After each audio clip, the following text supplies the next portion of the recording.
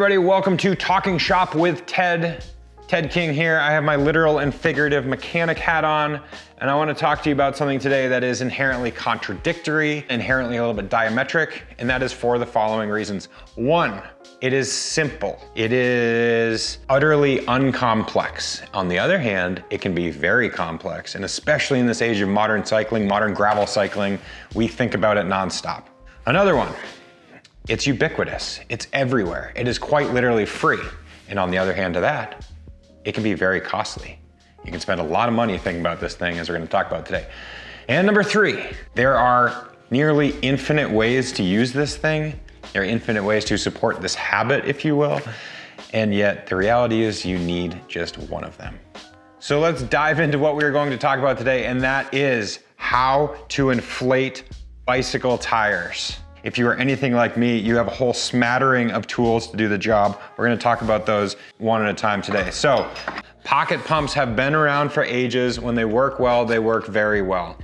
When they do not work well, they can be infuriating. They come in all different shapes and sizes. Something like this is meant for a mountain bike tire, so higher volume and tend to be lower pressure. Something like this is really cool. I would call it highly efficient in the way the design has designed this. The hose comes out, connects to the pump, connects directly to the valve, and as a result, every time you pump the tire, you're not losing a single iota of air. Something like that is great. Again, a little bit bigger even from that. Another design product is the MFD. I wanna say it stands for Micro Floor Drive XL. I brought this along on our trip to the James Bay descent. So when we were riding fat bikes down the James Bay in Northern Canada, February 2020, when we were down in negative 40-degree temperatures and needed something to inflate really high volume tires, something like this was great. So pocket pumps are frequent and they tend to be pretty anonymous. Next up, of course, are the dime a dozen, except they're more costly than that, CO2 valve inflators. Something like this, Genuine Innovations. I'm a real fan of this product because it is as simple as it gets. CO2 in one end, you put it onto the valve, and as you unscrew the CO2, it comes out. You got other products that can have more moving parts, something like that. All said and done, between my mountain bikes, multiple road bikes, multiple gravel bikes, looking after my bikes and Laura's bikes, needless to say, there are a lot of saddlebags floating around our garage. And so we tend to have a lot of those things kicking around. Another one that is really cool is this. This is a Dynaplug Air. The way it works is the CO2 in one end. You insert the metal piece into the hole. That sounded weird, but you know what I mean. If you have a big gashing hole, you stick it into the hole past this little hole there, which allows you to unscrew the CO2, inflate the tire, pull out the entire unit. However, the Dynaplug itself will stay in the hole if all things are working normally, and you have yourself a sealed up hole and you're ready to roll. Something like this is something I use nonstop while racing. I always have this easy access in my pockets and I'm ready to go. If your social media is anything like mine, then you see a lot of dumb jokes, you'll see a lot of cycling stuff, you see a lot of hockey stuff because I happen to love hockey, and then I'm getting advertised for products like this.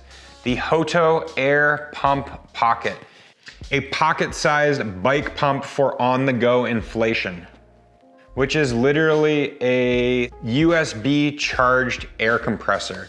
As it compares to a phone, it fits about like yay. It weighs next to nothing. It works in the following very simple way. As soon as you move the hose out of the stored position, the unit comes on.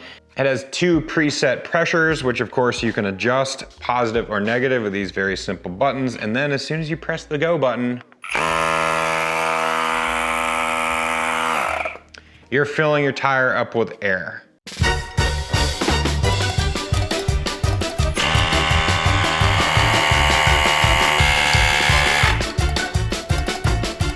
Super simple, jacked it up with 55 PSI just like that.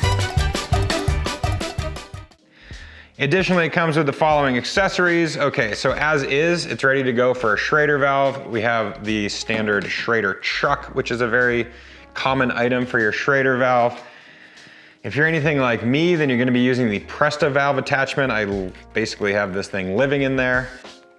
There are, if you're into ball sports, if your kids are into ball sports, you got the needle adapter, football, baseball, basketball. No, you're probably not inflating your baseball. Anyway, this thing is super handy. On a full charge, you're gonna get about 8 bicycle tires. Quite literally this morning, as indicated by my car dashboard, we had 2 low pressures in our car tires, so I inflated 2 of our car tires, increasing both of them by 6 PSI, which is a considerable amount when you look at the size of a car tire. I'm gonna be traveling with this all of the time in the coming year because, as you know and I know very well, traveling with CO2 is frowned upon by the good folks at the TSA. So that's my summary on how I inflate bicycle tires on the go. Of course, there are big floor pumps. Of course, there are large air compressors, of which we have a whole bunch of those as well. It is crazy that something as simple as this can replace all of the bicycle inflation tools that you've seen today, everything that's clogging up your garage. Check them out at hototools.com, also on Amazon. You are going to dig it.